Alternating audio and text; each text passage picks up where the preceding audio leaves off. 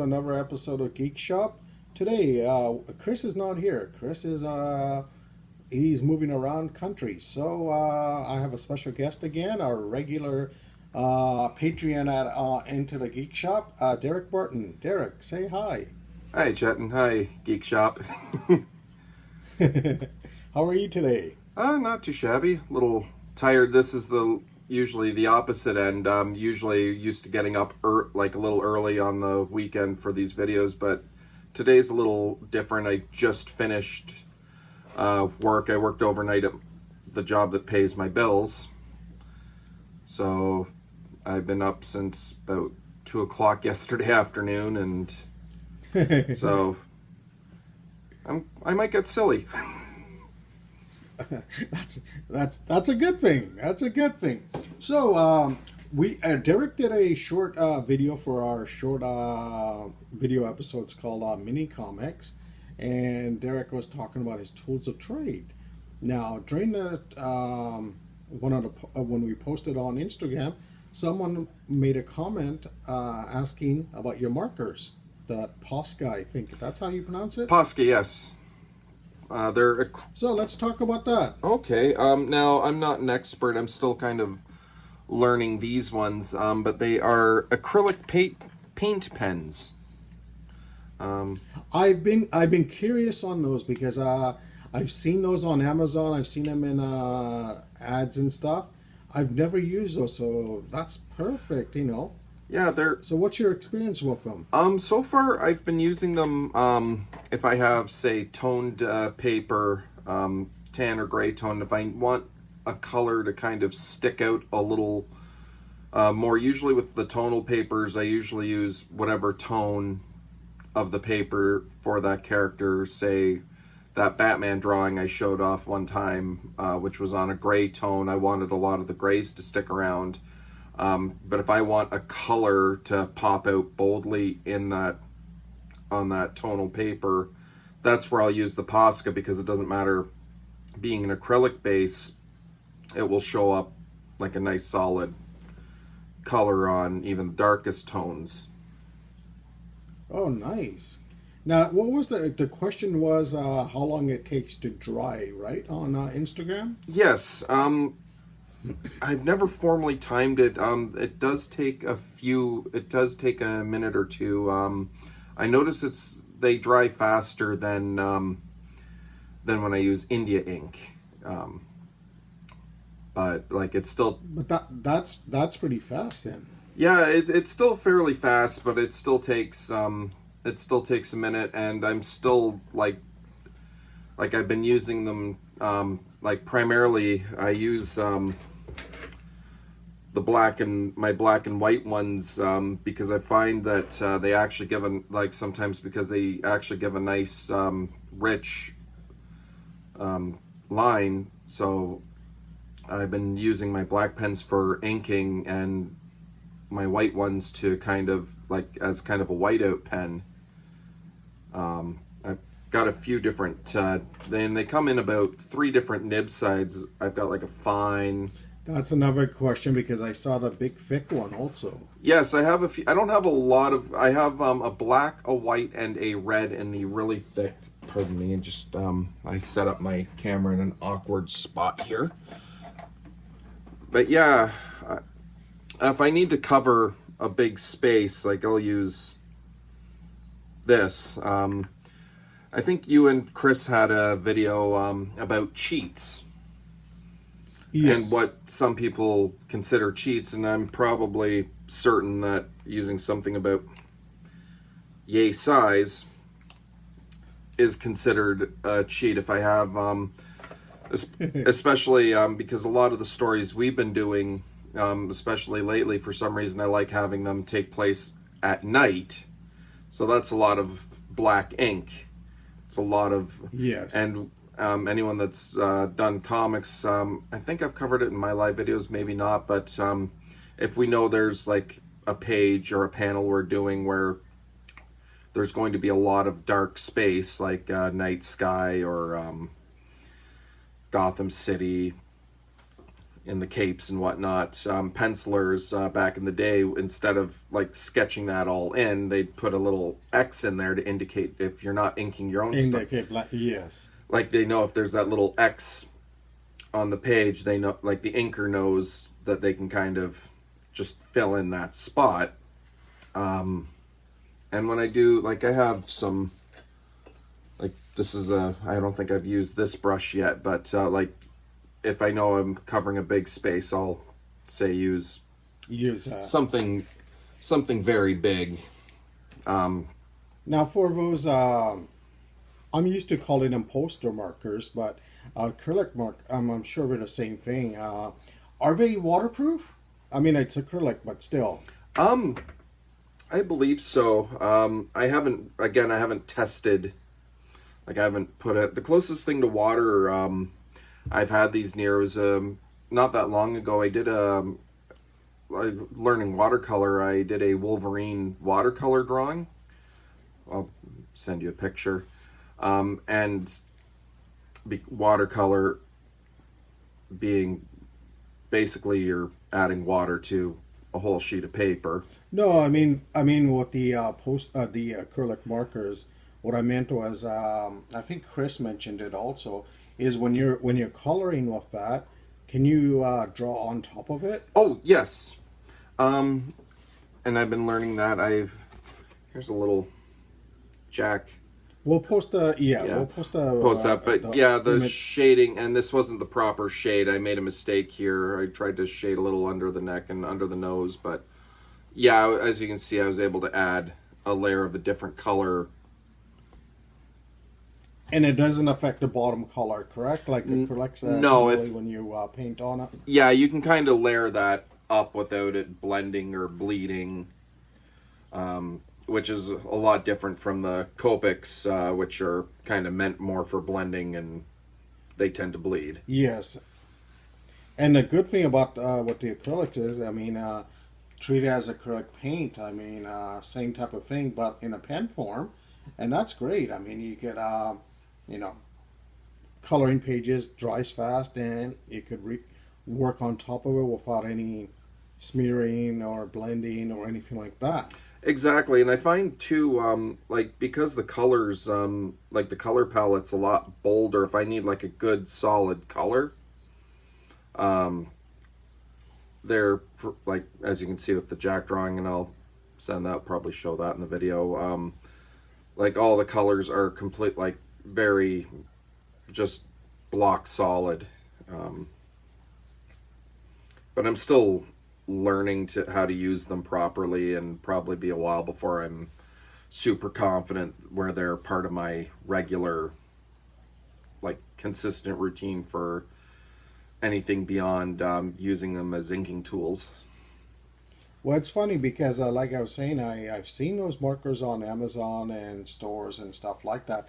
I just haven't had a chance to buy them, and I was just like, are they good?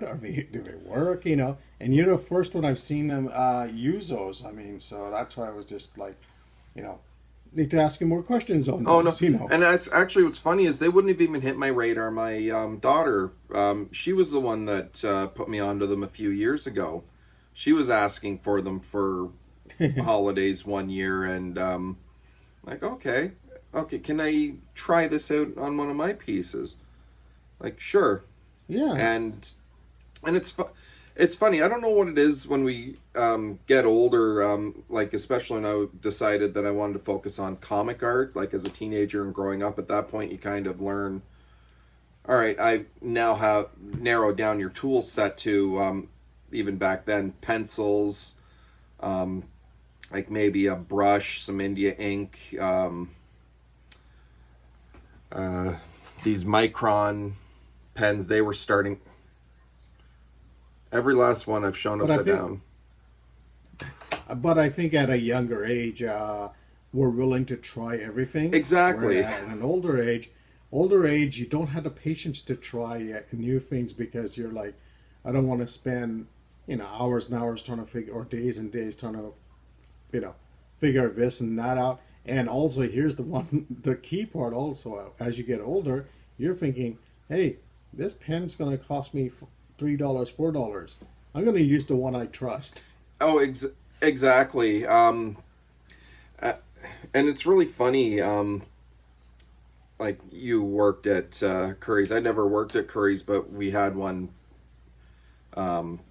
near where I live, and that's where I was going for my art supplies. And pre-pandemic, they were the ones that turned me on to when I was started using Blackwing pens. The staff that day were pretty proactive. Like, hey, we got these new pencils. Do you want to try them? Like, see, that's great. And I don't see that as much anymore because, again, we don't really have like a dedicated art store in my area anymore. No, same here in my area. The last Curry's and Desaris in Ontario, Canada, a lot of them have been closing down. Yeah, and it's kind of funny because I feel like art stores maybe is one of those stores that should have a brick and mortar, especially like you can try out certain things at a Michael's, but the Posca pens, like they're available at Michael's. They're found out last week. They're even available at Staples.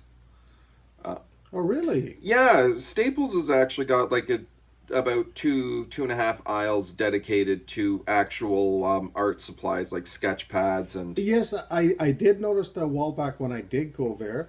Now, how much are those Posca markers? Ooh, trying to remember what I paid for. I know Michael's I paid a fair bit, and that's the trick too.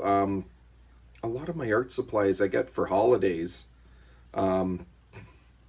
Like that's kind of that's kind of the Christmas list. So so a lot of them are like gift cards for stores and or getting. So roughly would you say it's like $4 or $5 a marker? I would be confident in saying $4 or $5 for the average size markers, maybe like 6, 7, maybe 8 for like the really big ones. Now here's the key question: how long do they last? Because I know of standard markers like Copic, all those type of markers. Depending on which brand you buy, some of them dry out so fast. So far I've had not from overuse. Like I've had a few like kind of. I guess manufacturer defect, like anything, get the odd one with the manufacturer defect where like the ink was never, like the paint was never really filled up or loaded right. Yes. I haven't, because I haven't like used them on a consistent basis. Yes. I haven't had very many actually dry out on me, particularly from lack of use, which I've been finding a little more with my Copic markers in recent, because a lot of the comic stuff I've been doing, especially lately, has been like black and white, like pencil and ink, so I haven't touched my Copics as much. No, reason I mention that is even standard markers. I remember, buying regular markers like this is going back, Pantone markers, Tria markers, and things like that. Oh, I had those in college. Even college days markers, and even those, even if you didn't use them and you had it sitting around, sometimes they would dry out, and because I think they had xylene or something at that time. I don't think they were alcohol based, so they would dry out. And with these markers, that's the same thing. If it's sitting around, do they dry out? And I know for marker example, I bought these cheap Copic ripoffs from Amazon. Okay. And I'm not joking. I've had them for over a year now. A year and a half now. And they still work. Oh, no. So far with the Posca pens, outside of the odd manufacturer defect, I haven't actually, I haven't come across one that's dried out, which actually surprises me because I'd imagine being an acrylic base, I'd imagine, opening up one and then finding, a crust of where paint should be. That's what I'm guessing. 2 weeks later, it's all dried up. Yeah, so far I haven't come across anything that was so blatantly crusted over and dried out. if they do dry out, but every once in a while from use, the paint, it's a little thicker, so it doesn't always, like, the way the marker works is, let me see, got a marker right here, sheet of paper. If you look, you actually press the, oh, big blob of paint right there, but yeah, if you press down, and that kind of activates the paint. I haven't used this color in a couple weeks, but as you can see, I got quite the bit of paint once I press down. So that, see, I remember those type of markers from years ago working at the art store, but they were called poster markers, and it wasn't acrylic based. It was I'm assuming gouache or something similar type of paint. I think you might be right. And again, it's the same thing. When you have kids, and kids are, like, again, they're fearless with their art supplies. They will, like, they will buy whatever, like, oh, this is cool, I'm gonna try this. And then somewhere, like, somewhere along the line, once it becomes your money you're spending, you're right, you're thinking, okay, like, do I want to invest this in this supply? I don't know how it's going to work. Or when you narrow your study down, like, again, especially with comics, you need, like, pencils, Bristol board, and some pens these days. Like you kind of narrow it down to a specific set of tools. That's it. And then I don't know what it is, like, unless you're Bill Sienkiewicz, like, who is just like, he's one of those. He's fearless with the mixed media, though. He is, but I'm sure even him, he's used to his media and saying, you know what, I'm not experimenting with anything new. I'm just going to use what I'm used to. No, Bill Sienkiewicz, I'm sure even him and all the other artists, they probably have their tools of trade that they're used to, and saying, you know what, I have Copic markers I use, or I use Liquitex acrylics, or whatever, this brand or that brand. They're used to it, and I'm sure they're probably like us, as we get older, going, you know what, I don't want to experiment with new products and new things. It's like, when a new computer program comes out, it's that learning process, do I learn that? I'm experiencing that right now. See, there you go. I swore off Adobe last year. The year before,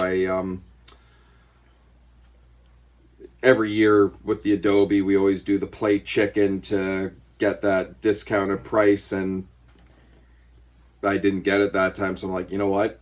And between that and the AI practices, I'm like, I don't know if I want to be drawing my own characters or your characters on a program that a company can say, oh, we're going to learn from this and we might copyright this.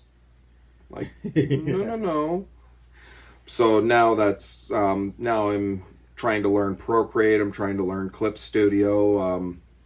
I've got some other Adobe substitutes I'm trying to learn, and I think that's like a lot of us. I'm in the same process as you. Last 8 months or so. Yeah, it's.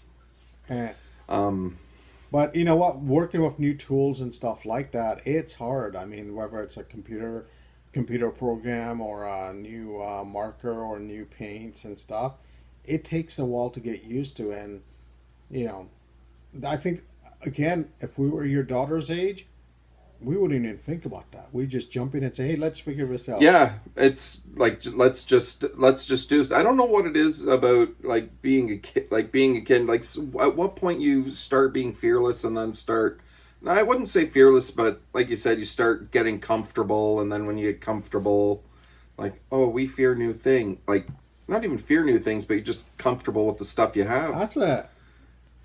That's another episode we should do with Chris. The fear of trying new things. But I think you've kind of narrowed down on it. It becomes like, when all of a sudden it becomes like your money and your time. Like, we have like full-time jobs, we have families, and like trying to carve out like time to learn something new, it's Yeah, I think that's personally speaking, for my experience, it's like, go to go to a store and look at the markers and all this, and get $10. Then you're thinking, do I really want to spend $10 on this marker? yeah. And you doubt yourself and not buy it. When I was in my 20s, I wouldn't even think about it. I would just say, hey, $10, I'm buying it. Oh yeah, or if you took like you went to OCAD, I went to Durham College for graphic design, and the other, like, I don't know how it worked, but we, like, my first year we had a supply list. Like they Oh yes, we kind did of, also, yeah, they yes. tell us like what kind of boards to buy to put our projects on. They'd have a kit put together for us to buy it when we had local art stores.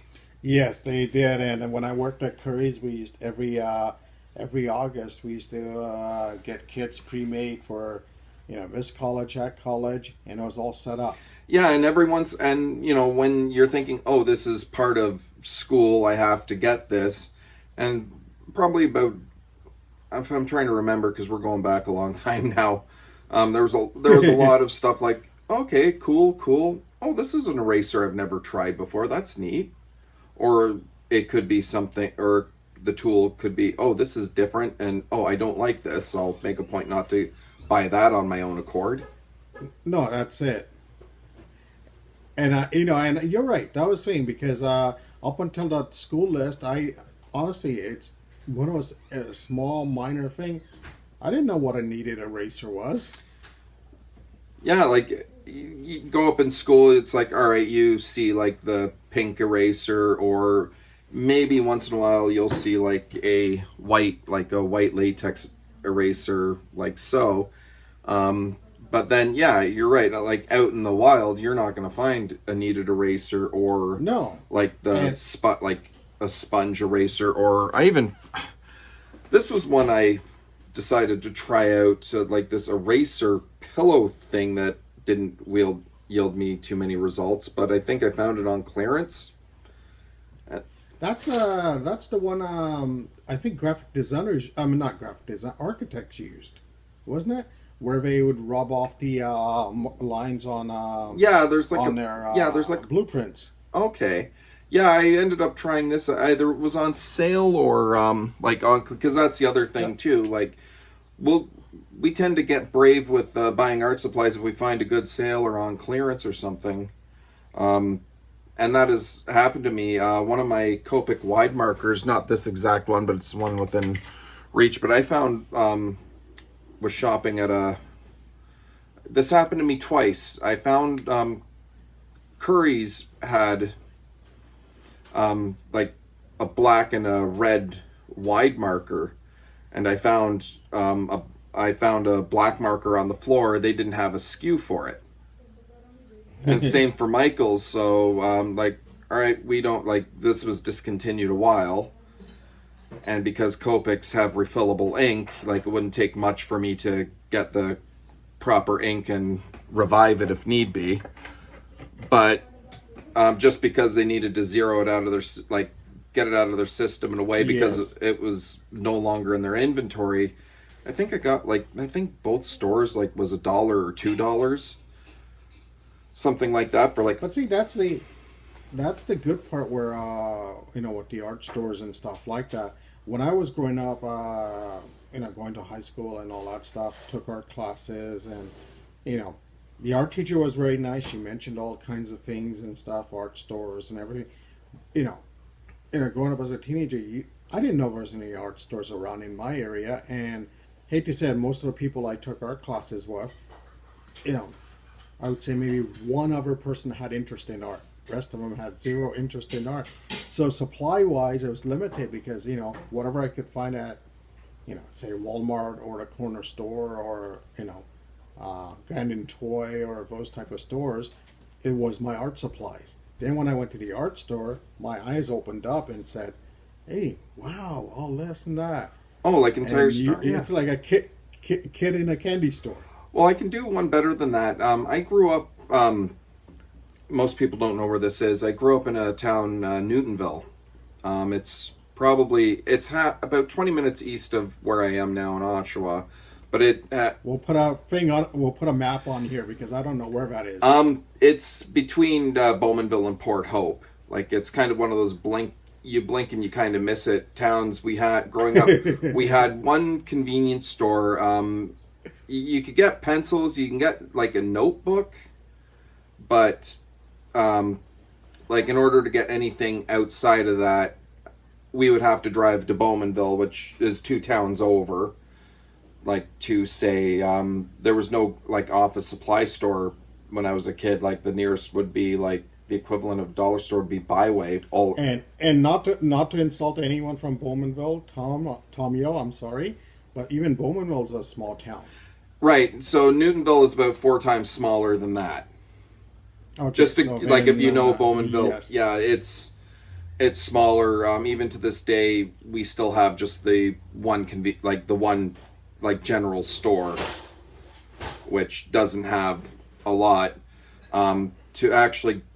And then about there, when I was about in junior high, Bowmanville had a comic shop, and that because the owners, their son, still somewhat friends with, was interested in drawing comics. They made a point to order some like certain art supplies at that store to kind of get you started on comics. Like they'd have like nice. Yeah, and nice. that's one thing I don't see in comic shops anymore. Like this particular, it was called Invasion Hobbies, and like on top of comic books and comic themed things like model kits and what have you, they would also order art supplies like sketch pads, pencils. That's a question I asked a while back. I can't remember who we were talking to, and saying, going back to early '90s and all that, around that time or even '80s, none of the comic shops carried any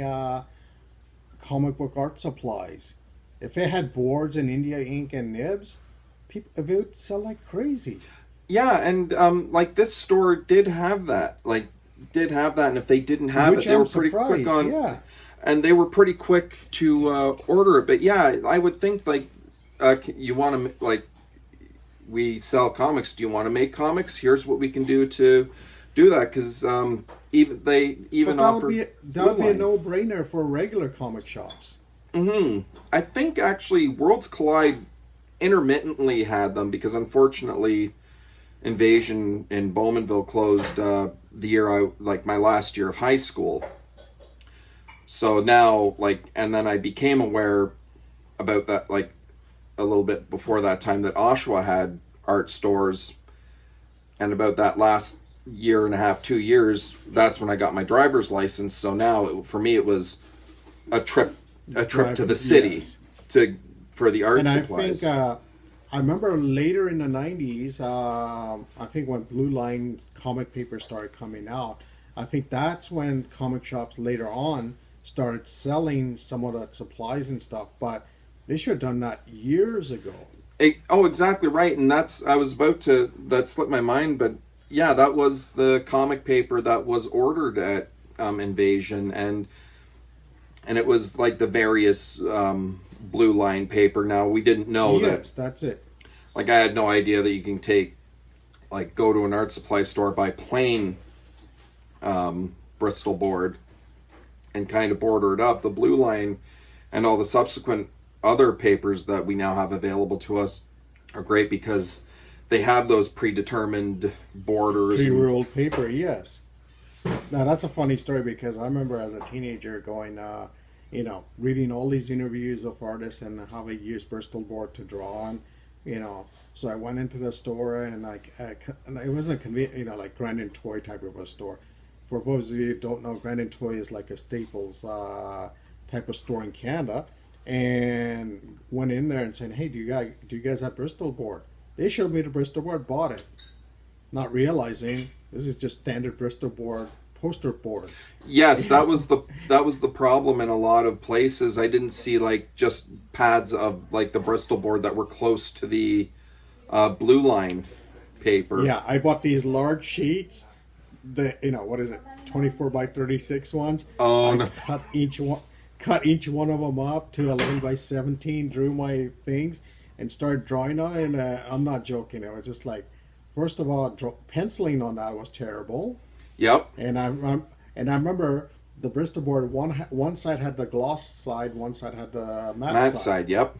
Yeah, and first of all, as a teenager, you're thinking, which side do I draw on? Because I can't pencil on the gloss side because that's going to be hard. And then then it's the inking. Sorry, I was going to say, then it's the inking. That's what I was about to say, because then I tried inking on the smooth side and going, it's terrible. It doesn't work. No, and like it's funny. I think it wasn't until I didn't even think to because I think it was probably the mid 2000s where I started noticing Michael's stores pop up in Oshawa, Whitby, and whatnot, and they sold like the Strathmore Bristol board in pads, and it's like, okay, this is like the comic boards, except it doesn't. Comic board, yes. I actually think at one point they don't anymore, but like even Michael's used to have like there was about a point in the mid, like I'd say 2004, 2005, 2006 where the like the Currys and the Michaels would actually start selling the comic boards. That's where I bought some of them from Michael's. I remember they used to sell the Canson brand. Yes, so did Curry's. Yeah, and Curry's was the art stores was a funny thing, and working at Curry's, I remember early '90s. Myself, Tom Yo, and Patrick Poutler, we used to work together at the Curry's, and we used to tell our head office people, "Hey, can you order comic paper? Can you there's a demand for it." But unfortunately, at that time, they had zero interest in that. And we're telling them, three comic guys, telling them, look, people are, comic shops are starting to get these paper now, so you guys should be carrying it also. Yeah, and there was like a brief point, again, I want to say like in my area, 2005, 2006, where I could actually get comic paper either at Curry's, either at Michael's, and even at Worlds Collide. Like I was able to get. And I think it was like the different brands, like Curry's I think had Canson, Worlds still had like offering up the blue line, and Michael's had the Strath. Quite a few companies.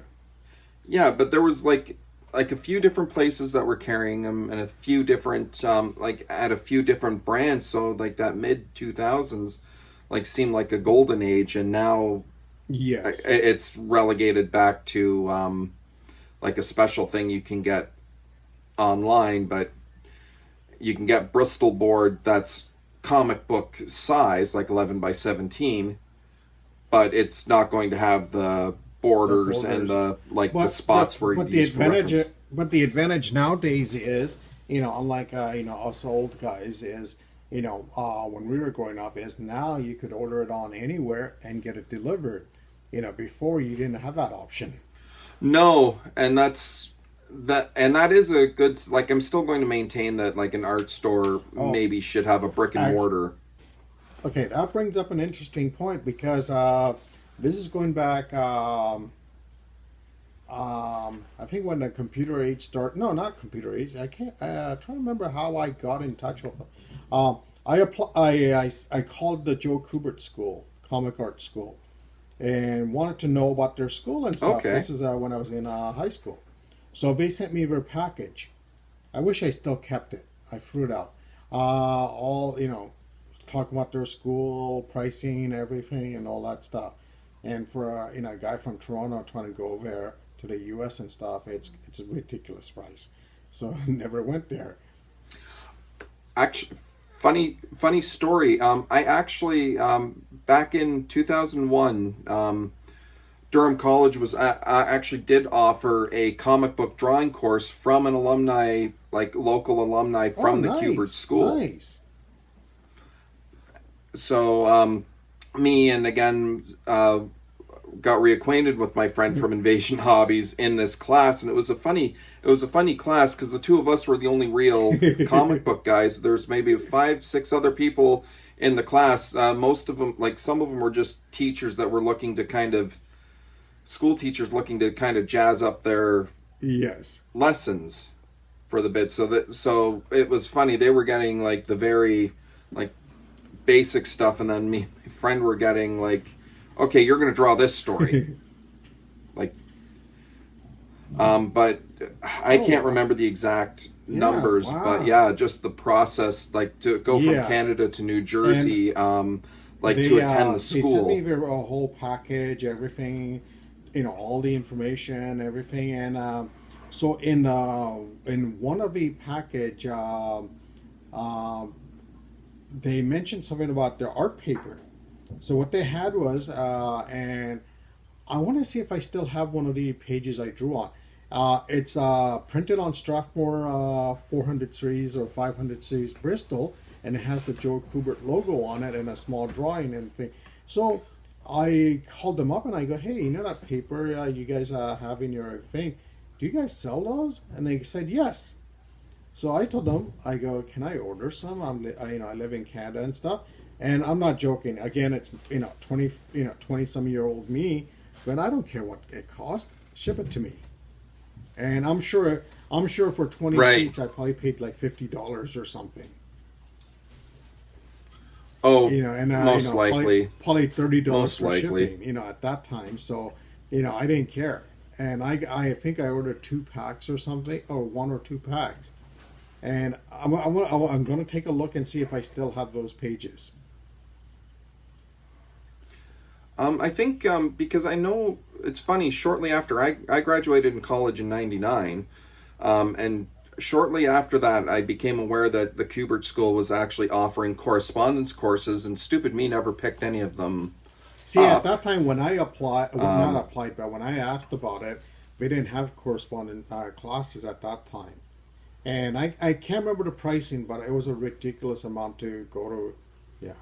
It was, there was, it's funny, like even now there's 2 sets of prices for that. If you just want the kind of like the assignment bundle, like outside of the supplies, the course itself was like $20 or $30, like cheap. But if you wanted like a teacher at the Kubert School to actually look it over, that was a separate package at a separate price, and that was a much more substantial price, like just to have the teachers kind of review and critique your but what's funny now is the school, like the original correspondence, like from '99, you can actually find those courses online on the Kubert School's YouTube. Nice. I'm gonna I think I still have. Yeah, I still have the inking is still actually bookmarked on like one of the videos I watch, because inking has been a week below for that. Oh, for sure. Hopefully it's still there. Reason I brought that up was because this is during the time when Blue Line was doing their pages. This was before Strathmore and Canson came out with their pre-line comic pages. I just saw that in the promotional package in Kubert School. So I just thought, what? I wonder if they sell those, because I've never seen those. And Blue Line at that time, limited stores sold them, and they were super expensive. They were, and I did notice, like after a while, like even the cheaper stuff wasn't always the greatest. No, it was quality. Just a step above standard Bristol board. Yeah, but it's funny because again, 14, 15-year-old me, like oh, I want to draw a comic, like. It was still like a one-up from, because a lot of us, when we're learning, like we're drawing. Up until I started high school, I just used printer paper. Like you're right. The excitement of seeing a comic page with all the Blue Line on it, pre-ruled marks with all the text on it. It's just like you feel like you're a professional now. Yeah, no, it does hit a little bit differently, and I've used like plain Bristol board where I've kind of measured out um, the 11 by Oh, 17 and kind of rough that in with my pencil, or and even the more inner ones that we yes, use that's for it. the books, like I Same kind of here. rough that in, I just and then remembered someone, again, I don't know where, they mentioned the dimensions, the inner dimensions, and I used to have a template that I used all the time. yeah, I always kind of rough like when I was just using the plane. There's an artist. There was another. Like, you'll probably find a few of these on YouTube too. Like what pros. I'm not going to say which pro because it turns out I don't much care for the individual, um, but it was just a supply run to Michael's. Like, can you make a comic for under block amount? And it was like 20 sheets of the regular unmarked Strathmore Bristol board, couple of pencils, maybe a But see, couple of but that pens, goes back to what we like were that saying you could. earlier, where about those markers and being a 20-year-old and looking around and stuff, buying all these supplies and stuff. I think at our age, you kind of realize, you know what, I could draw on a photocopy paper and still create a comic on that. Yeah, it is funny because that's kind of where we start. Like, kind of start making the and you're not thinking, you don't know, like, oh, I didn't know professionals used big paper and then shrunk it down. Like, oh, I've got big paper, I'll just fold it in half and kind of make the comic But now, there, and now like we try to make it as a nowadays, book. because of scanners and everything, and even taking photos of your artwork, you have that option to do any size drawing you want. Before, I think saying when they had to take what do you call it, photostat of that image. It didn't matter if it was a small one or a large one; they still had to photograph it, and it was expensive. Now you just scan it, and within what, a minute, you're ready to go. Oh yeah, and even like, well, even the scanners these days, like that used to be like when I was in college, that was Oh, it an was expense. expensive. Yes. Like they were expensive, but now I found that apparently if you get like a combination printer scanner, even if you get a big one, that's still cheaper than buying a scanner separately Oh, and a and printer that separately. that I think that nowadays it's much easier on all of that stuff because yeah, because before when you had to go to scan it, you had to go to specialty shops that had, I hate to say it, a high end scanners at that time, and I can't remember what they charged, but I think they charged you per image and time also because I remember one time when they were trying Yep. to scan something, it took almost an hour to scan it.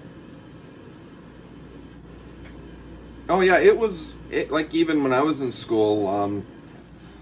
I don't have it anymore, but one of the pieces I put together for my portfolio was a comic book themed resume. Like it was my resume in comic book format. The but like, and even, oh, I hate how 20-year-old Derek drew, but it was drawn like each page was a job, and each panel was the various That's a great tasks I idea. did at said. Um, but to scan it in,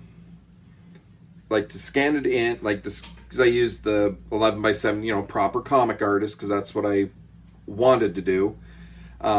But to scan that in and then to print double sided, like it was probably more of a budget than like a college student with a part time job.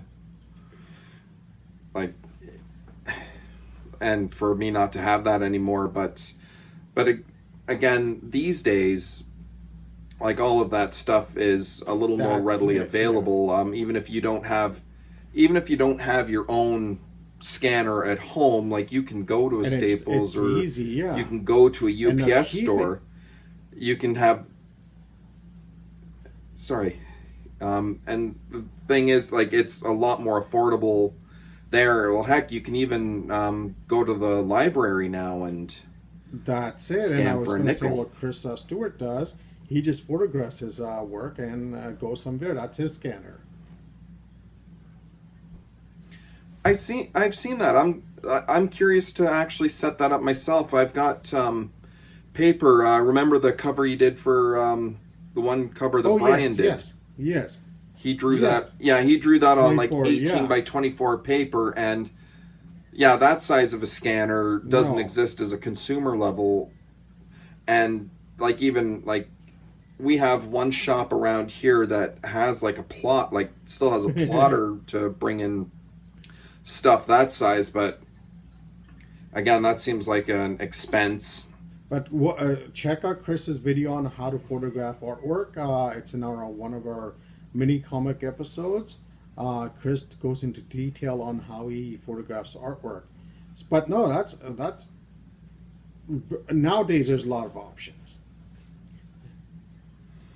Oh yeah, and actually, what kills me is like pro comic artists drawing on an iPad, like, and even like the entry level, like, or Samsung tablet, like some of those entry levels you can get for a lot more affordable than what we used to be able to get in college. Yes. And again, it's one of those things where, like you mentioned earlier, we start out drawing on photocopy paper and stuff like that. We go evolve to drawing on high-end paper using sable brushes. Then at our age, we go back to the photocopy paper because photocopy paper and ballpoint pen, it still works. Oh yeah, and I think too, for me personally, what it was with the photocopy paper is great for pencil, but I found that I had a pretty heavy hand. I still do a bit, but I've got more control now that I can draw on that kind of paper a lot softer than I used to, and not worry that if I erase, I'm going to crinkle. But on or the rip. other hand, here's the the cheapness in me is talking. The photocopy paper is, you could just, if you have a heavy hand, you could just try again and not worry about spending photocopy paper. You get a ream of 500 sheets for, let's say, $5, whereas Strathmore 500 series paper, one sheet's going to cost you $10-15 a sheet. So And that's the other side too. I think no, it's funny. Like even in high school, like I'd have sketch pads, but I'd still, like every one of us, we doodle in our math homework. And like I'd come up, like on my math homework, my English homework, I'd have a doodle on a page, like, oh cool. And then something about getting more expensive, like even sketch pad paper, that was a little more expensive. Like, oh, like, and getting into the higher end Bristol boards, like, oh, this costs money. Like, I screw this up. That's a bit of money. Whereas like copy you could paper, go crazy with those and not even worry about it. You could get really nice effects. oh, even like not even at the cheap stuff, like buy like a ream of, not even just buy a ream. Every once in a while, my dad would come home from work, like, oh, picked up you want some paper to draw, and I just picked up a bunch here, like just got it from work. And that was a lot of us too. Like our dads would be like, just pick up. I'm pretty sure they're not supposed to, but all these dads are retired now, and I'm pretty sure picking up paper to take home to the kids 30-40 years ago isn't going to get them in trouble. But that was another thing actually. Mark, his dad would bring, like, actually had printer paper that was 11 by 17, and we tried to draw comics on I did that also because I found out that with the photocopiers, they had 11 by 17 paper. And I remember buying from a photocopy place, saying, can I buy some sheets off of you? And he tried it on that, but you play around with it because photocopy paper was so thin that sometimes you could do, at that time they didn't have micron markers or those type of markers, so the markers that you use like Sharpies and stuff would bleed like crazy on those type of paper. Yep. I actually did try to because we did find art stores when I was starting high school, and like knowing like how comic artists do. I actually tried to use one of these on the printer paper, And did it work? and no, I ripped through every one. So it's like, all right, you know what? I'm trying to do the proper art thing, but I'm ripping through this. So yeah, But you Sharpie. know what? But here's the thing. The Sharpies now, compared to 10, 15 years ago, are way better. Now they work great on photocopy paper. Old days, I can't remember the chemicals they used. First of all, as soon as you opened it, you could smell that marker. And yeah. Oh yeah, you needed a And secondly, as soon as you put it on the page, depending on what type of paper you had, they would bleed. And after a couple of months or a couple of weeks, you'd see halos around it. Yep. No, and that's the thing. Even getting like the basic art, like the basic stuff again at the dollar store, like you can get copy paper, you can get pencils, you can get Sharpies there. Again, put together your own comic for a few. Oh, that's it. Few dollars. Yeah. I think that's a great way to end this episode, because we talked about a lot, and now I think we talked about your tools of the trade, and this is we have to do another episode with Chris on this one, because we could talk a lot more on this. Oh yeah. Oh, easily.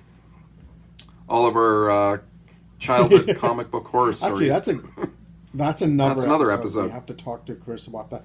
But no, the key thing we talked about today was those Posca acrylic markers. Like I said, I'm curious on those acrylic markers as it is, and thank you a huge amount for letting me know what they are. Oh no, definitely. And again, I have to thank my child for bringing their existence to me. Kids. Kids. Okay, well, thank you, Derek, and we'll do this again.